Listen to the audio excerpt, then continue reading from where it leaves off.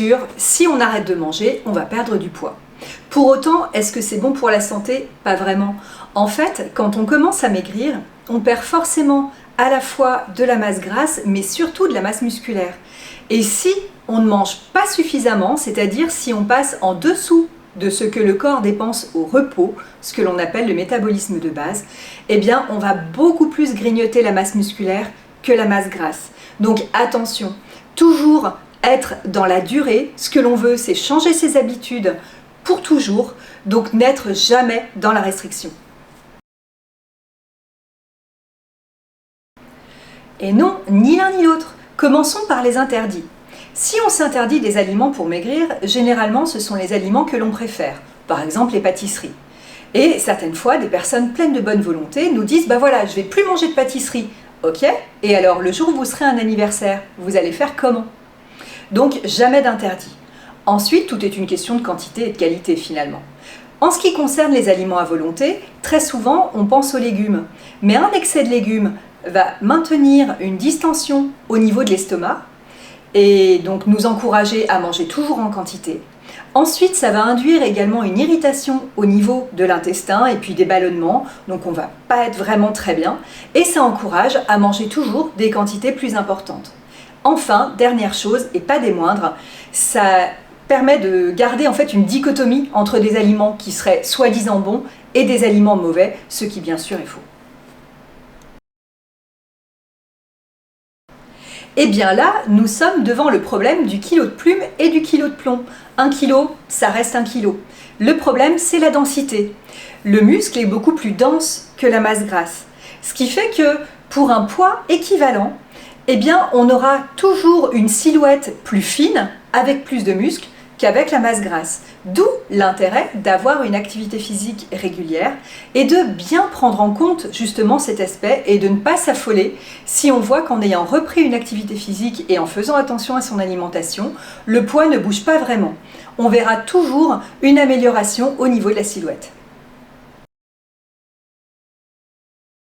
Tout dépend ce que l'on entend par léger.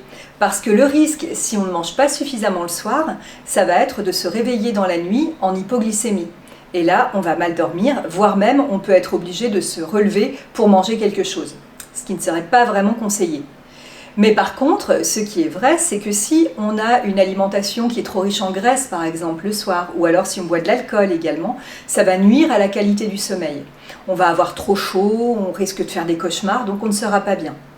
Et par contre, chose très importante au repas du soir, bien avoir des féculents. Parce qu'ils vont nous permettre de fabriquer davantage de sérotonine, qui est un neuromédiateur plutôt sédatif, donc qui favorise l'endormissement et une bonne qualité de sommeil. Le corps ne peut pas accumuler de la masse grasse aussi rapidement. Rendez-vous compte, pour prendre 1 kg de masse grasse, il faut manger 8500 calories de plus que ce que l'on dépense, ce qui est colossal. En réalité, ce que l'on prend pendant une invitation, c'est de l'eau, parce qu'on va avoir mangé plus riche, plus salé, parfois bu de l'alcool également, et tout ça va entraîner une petite rétention d'eau dans l'organisme qui sera disparue au bout de 4 à 5 jours. En réalité, ce qui cause une prise de poids, c'est plutôt les petits excès répétés du quotidien. Et quand je dis petit excès, ça ne veut pas dire manger le double de ce qu'on fait habituellement, mais ça peut être un biscuit par-ci par-là, un bonbon, un carré de chocolat, un morceau de fromage. Voilà, des choses en fait qui viennent toujours en plus. Et c'est cette répétition qui peut avoir un effet pernicieux et faire qu'au bout du compte, on va prendre régulièrement du poids. Alors, en théorie, oui, effectivement. Si vous mangez, par exemple, vous avez besoin de 1800 calories par jour et que vous mangez 1500 calories, vous allez créer un déficit énergétique et donc vous allez perdre du poids. Mais le problème, c'est que la qualité de l'amaigrissement va dépendre, elle, non pas de l'apport calorique global, mais des aliments qui vous apportent cet apport énergétique.